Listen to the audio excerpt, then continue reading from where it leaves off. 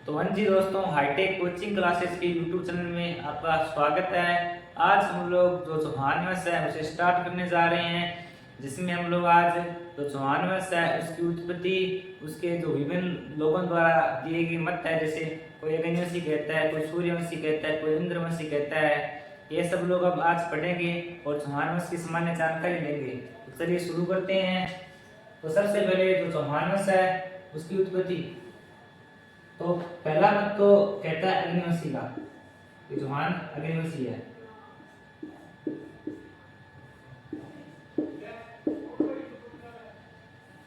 इसकी जो जानकारी है वह एक बहुत प्रसिद्ध कवि हुए हैं, जिनकी पुस्तक है पृथ्वीराज रासो। पृथ्वीराज रासो जिसके लेखक है चंद बरदाई। चंद्र बरदाई नहीं है, चंद बरदाई है, और इनका दूसरा नाम है पृथ्वी भट्ट। जो इनका उपनाम या अन्य नाम है वो है पृथ्वी भट्ट। जो चंद बरदाई है उनकी पुस्तक है पृथ्वीराज रासो। उनके अनुसार जो चौहान है वो है अग्निवंशी है। तो इनका मानना यह है कि कोई ऋषि थे, ऋषि ऋषि विशिष्ट,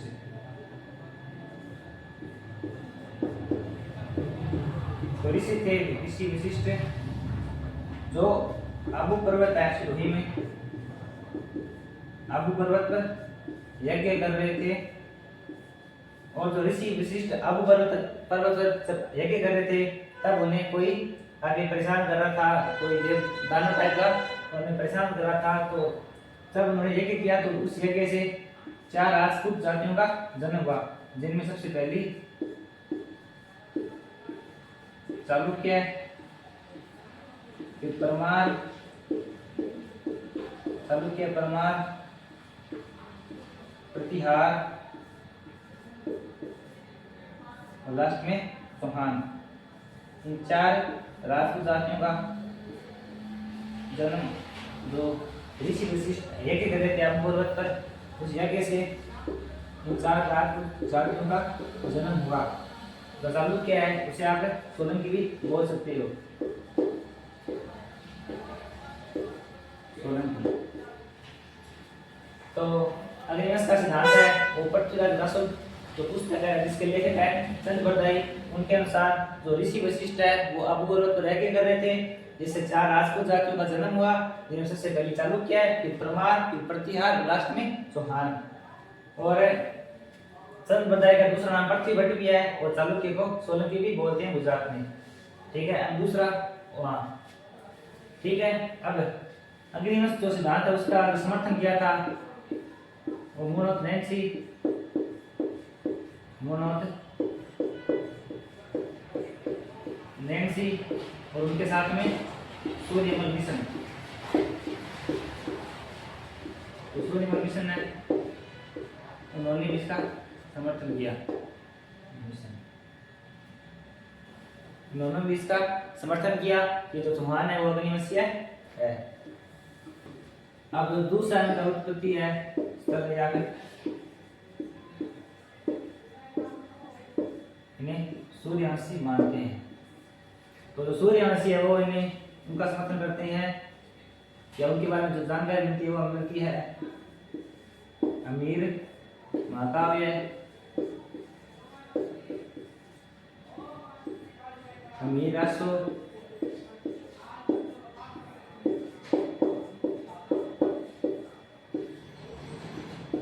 पृथ्वीराज विजय,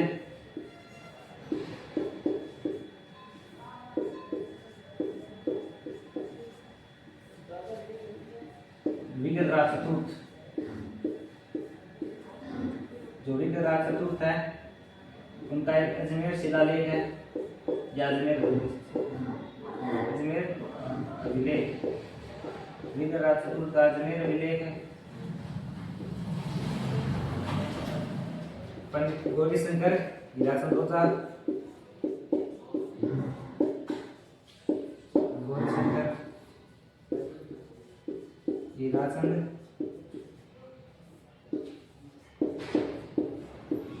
ओझा, ये सब लोग इनका जो सूर्यवंशी है उनका समर्थन करते हैं, या फिर इन्हें जो चौहान है इन्हें सूर्यवंशी मानते हैं।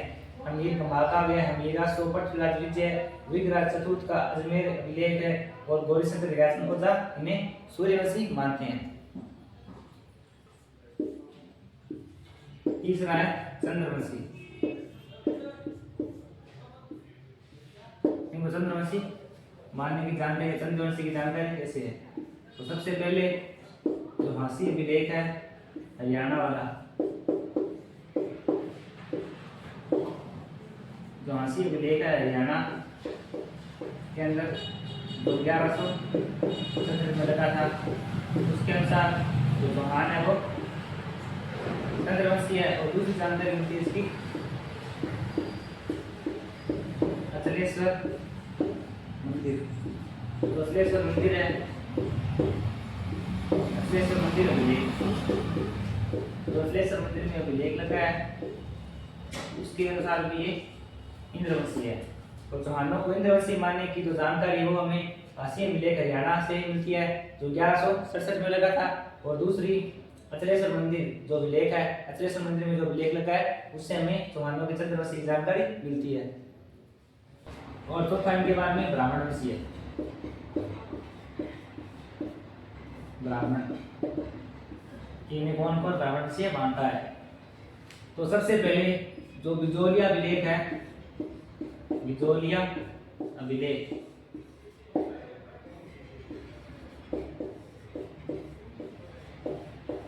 बिजोलिया अभिलेख भीलवाड़ा, जो बिजोलिया अभिलेख भीलवाड़ा है जो 1170 में लगा था, वो इन्हें ब्राह्मणवंशी मानता है और ये इन्हें वत्स गोत्रीय ब्राह्मण मानते हैं,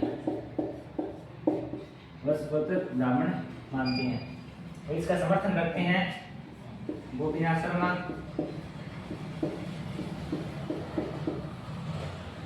गोपीनाथ शर्मा भी बताते हैं कि चौहान वत्स गोत्रीय ब्राह्मण है। और दूसरा अभिलेख है चंद्रावती अभिलेख सिरोही, चंद्रावती अभिलेख सिरोही, चंद्रावती अभिलेख का सिरोही वाला वो भी इन्हें ब्राह्मणवंशी मानता है। और तीसरी दशरथ शर्मा, दशरथ शर्मा है, इनकी पुस्तक है दार्ली चौहान डायनेस्टी। दशरथ शर्मा की पुस्तक है दार्ली चौहान डायनेस्टी, वो भी इन्हें ब्राह्मणवंशी मानते हैं। और कायम रासो, कायम रासो पुस्तक जिसके रचनाकार न्यामत खां है, वो भी इन्हें ब्राह्मणवंशी मानते हैं, न्यामत खां। तो चौहान वंश को ब्राह्मणवंशी मानने के जो स्रोत है या जानकारी है वो सर्वप्रथम या प्रमुख स्रोत वो है बिजोलिया अभिलेख भीलवाड़ा जो 1170 में लगा था, जो इन्हें चौहानों को वत्स गोत्रीय ब्राह्मण मानता है। फिर गोपीनाथ शर्मा इस जो बिजोलिया अभिलेख है इसका समर्थन करते हैं और ये भी चौहानों को ब्राह्मणवंशी मानते हैं। फिर हम लोग देखते हैं कि जो सिरोही वाला चंद्रावती अभिलेख है वो भी इन्हें ब्राह्मणवंशी मानता है। फिर दशरथ शर्मा जिनकी पुस्तक है द अर्ली चौहान डायनेस्टी, जिन्होंने पूरी चौहान वंश के ऊपर पुस्तक लिखी है, वो भी इन्हें ब्राह्मणवंशी मानते हैं। और फिर लास्ट में कायम रासो जिनके लेखक है न्यामत खां, वो भी इन्हें ब्राह्मणवंशी मानते हैं।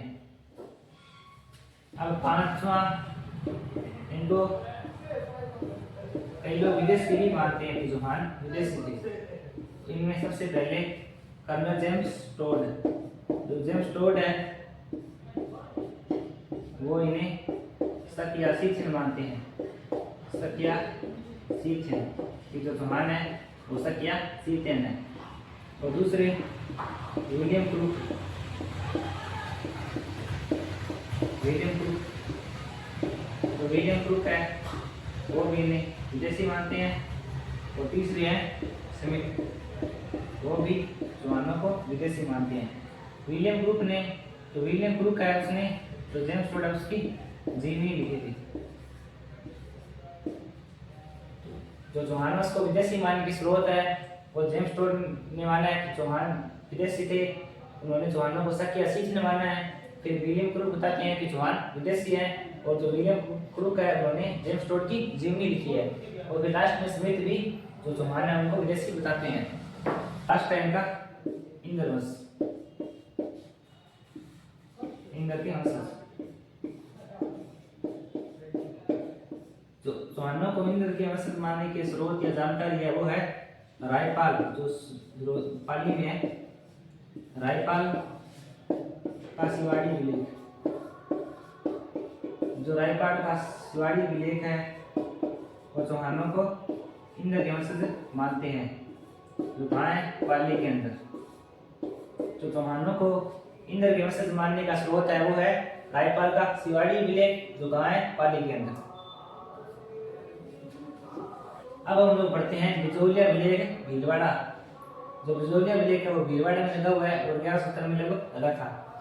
ये मंदिर कहाँ है, तो जो जैन मंदिर है पार्श्वनाथ जैन मंदिर, वहाँ पे ये लगा हुआ है। और ये जो लेख लगा था जब सोमेश्वर राजा था, सोमेश्वर के समय ये लेख लगा था। और इस लेख के अनुसार ही चौहानों को वत्स गोत्रीय ब्राह्मण बताया गया है। वत्स गोत्रीय ब्राह्मण बताया गया है। और इस लेख के अनुसार जो वासुदेव है, के वास्तविक संस्थापक माना जाता है, वासुदेव उन्होंने साम्राज्य का निर्माण करवाया था। और इसी लेख के अनुसार जो विग्रहराज चतुर्थ है, विग्रहराज चतुर्थ, उन्होंने दिल्ली पर विजय प्राप्त की थी, दिल्ली को विजय किया। और इस मंदिर के लिए जो पार्श्वनाथ मंदिर है, इसके लिए जो सोमेश्वर है उन्होंने रेणवा, जो सोमेश्वर है उन्होंने रेणवा नामक गांव, जो रेणवा गांव है उसे दान में दिया था। और राजस्थान के अंदर किसी मंदिर के लिए जमीन दान या जमीन का अनुदान करना उसे डोली कहते हैं। तो जो पार्श्वनाथ मंदिर है उसके लिए जो सोमेश्वर है उन्होंने रेणवा नामक गांव दान में दिया था। और बिजोलिया विलेख जो पार्श्वनाथ मंदिर में लगा हुआ है भीलवाड़ा के अंदर, जो सोमेश्वर के समय में लगा था, और सोमेश्वर ने इसके लिए रेणवा नामक गांव दान में दिया था। और सोमेश्वर को प्रताप लुकेश्वर की उपाधि प्राप्त है बिजोलिया विलेख के अनुसार।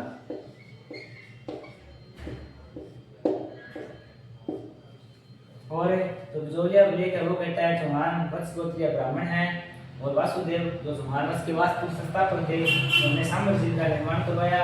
और विग्रहराज चतुर्थ जिन्होंने दिल्ली पर अधिकार कर लिया था, ये भी जानकारी हमें बिजोलिया विलेख से मिलती है।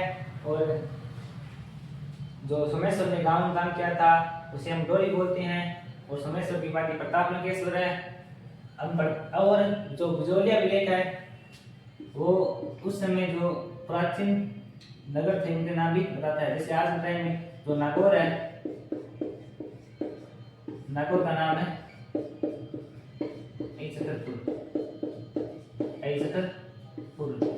जैसे जालोर है, जालोर का नाम था जवालीपुर।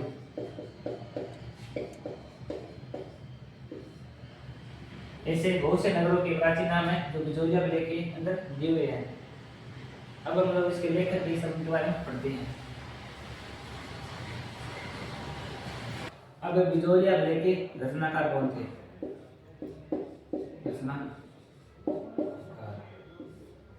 तो बिजोलिया विलेख के रचनाकार थे वो थे गुणभद्र, और इसके करता या जो खुदा इसमें था वो थे गोविंद इसके लेखक थे केशव। तो बिजोलिया प्लेग है उसके रचनाकार थे गुणभद्र, उसके उत्कीर्णकर्ता और उसको खोदा किसने था वो थे गोविंद, और उसके जो लेखक थे वो थे केशव। और जो बिजोलिया लेख है वो राजस्थान के अंदर जो प्रशासनिक विभाजन था वो भी बताता है, जैसे कि गांव को उस टाइम क्या कहते थे, गांव से पढ़ा गया था, आज के टाइम में तहसील है उसके स्थान पर क्या था, जिले के स्थान पर क्या था, वो सब लोग जो प्रशासनिक विभाजन है देश का वो सब लोग बिजोलिया लेख है उसके अंदर बताया हुआ है। आज के लिए हम इतना ही पढ़ेंगे, कल से हम लोग जो मानस है उसके अंदर जो जितने भी राजा हुए हैं उन सब के बारे में पढ़ेंगे। धन्यवाद।